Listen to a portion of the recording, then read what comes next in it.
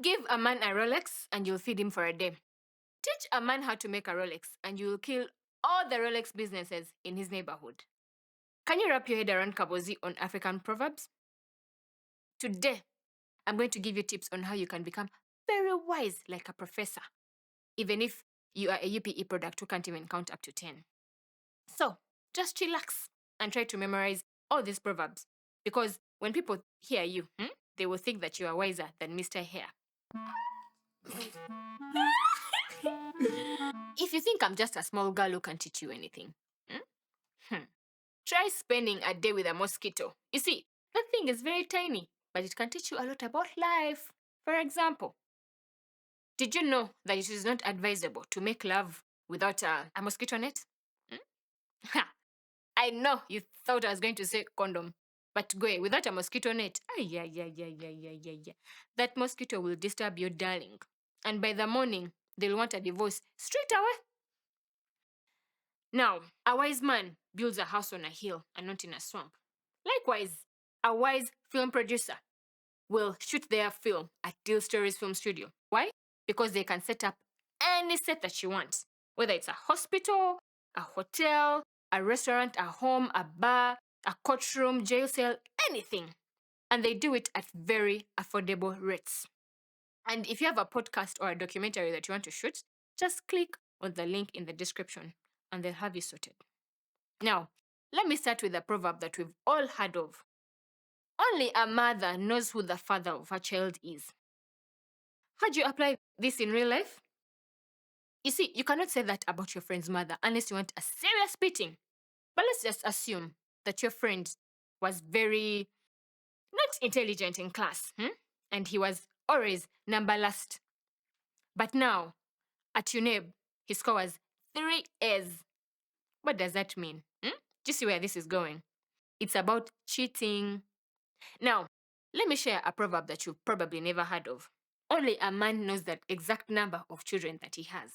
You see, men can have secret families, yeah? But even a side chick can deceive a man. You see, a man will have a wife and a side chick with children.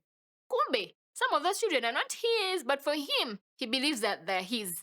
Do you see that, Katogo? We should just say that only the man thinks he knows the exact number of children that he has, because the side chick's children could not be his, but for him, he's believing that they are his. Anyway, how do you apply this in real life? You use this when you're referring to a corrupt official. You know those government workers and politicians with big pot bellies, yeah? Those ones. If you find one, you can just say that only the father knows how many children he has, because that person being corrupt, they'll never tell you how much money they have stolen, because some of it might still be under the mattress, just like men who hide secret families and side chicks. Now, here is another proverb on children. A man will never know how many children he has until he is rich. Do you know why? Because when he's rich, every woman that he has ever had a relationship with will come to show him children, claiming that they are his. Even the ones he never chewed and only kissed, still, they will bring their kids. Now, you can use that the way it is. Another way you can say it is by saying a person will never know how many friends they have until they are rich. Now, a similar proverb to this is when you say that a woman who marries a rich man and a woman who plants maize by the roadside have the same problems. Speaking of riches, did you know that a man who has no money to buy a hat has a head to wear it, while a man who has money to buy a hat has no head to wear it? And you might think that riches come from hard work and opportunities because of the proverb that says that the sun first shines on those who are standing before it shines on those who are seated. But you see, that proverb, it doesn't work for us in these modern times. I think it was for those people of long ago. Because for them, they used to reap where they sowed. They would wake up in the morning, go to the garden, dig, do their thing, then after 3 months, they harvest. But now, remember those guys who used to wake up at 5 a.m. to do morning preps? Those ones, yeah? They got first-class degrees only to go and work for guys who failed with their balls up. But even with their triple F, he knows he has daddy's company that is going to give him a job. Nanti, the child of a wealthy man, does not know how to fish, but he owns a boat. Now, there are a lot of African proverbs on children, but here is one you can use on those people who like to overshow off their spouses. But for me, my husband is an angel. My wife is the queen.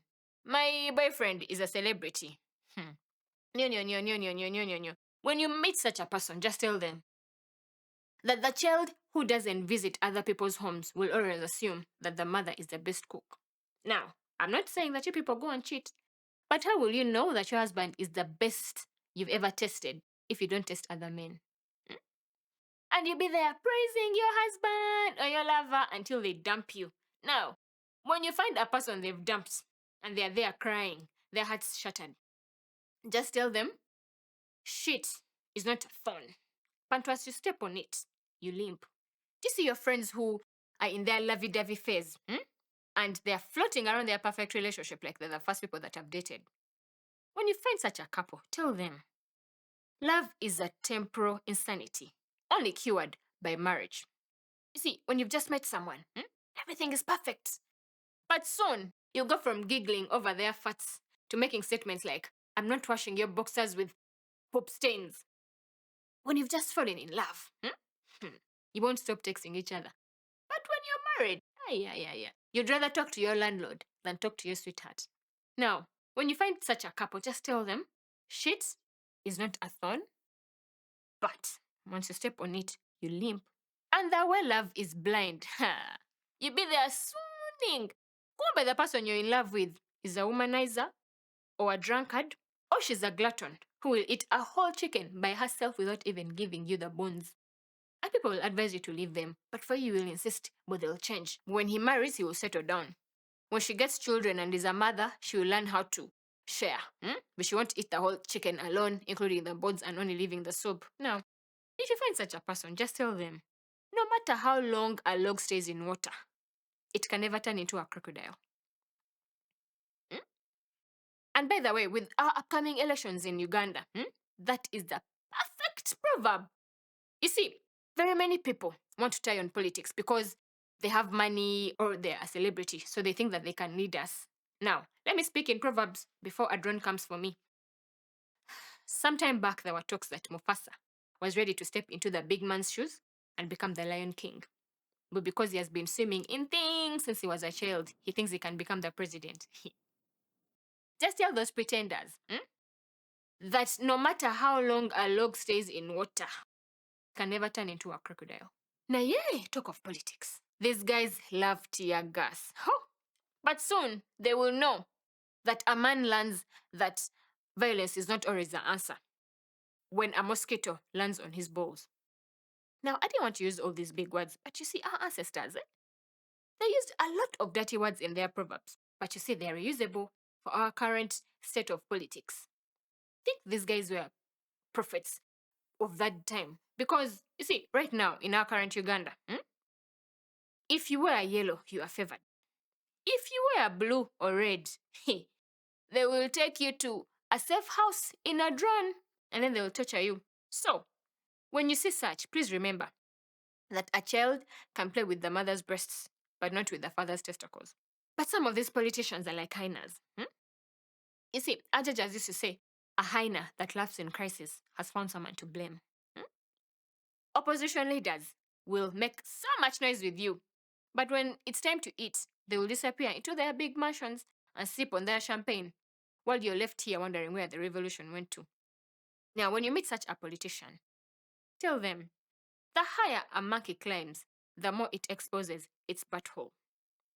Now, let's wind up with a very famous saying from Busoga. Never swallow a mango seed unless you trust the size of your anus. You see, those things might seem small, but my friend, once you swallow it, trouble. Now, how can you use this in everyday life? Imagine your husband criticizes everything that you do. But the salt is not enough. But you haven't washed my shirt very well. Nye this, nye that. When they go to visit your mother, tell them that never complain about my mother's cooking unless you trust the size of your anus.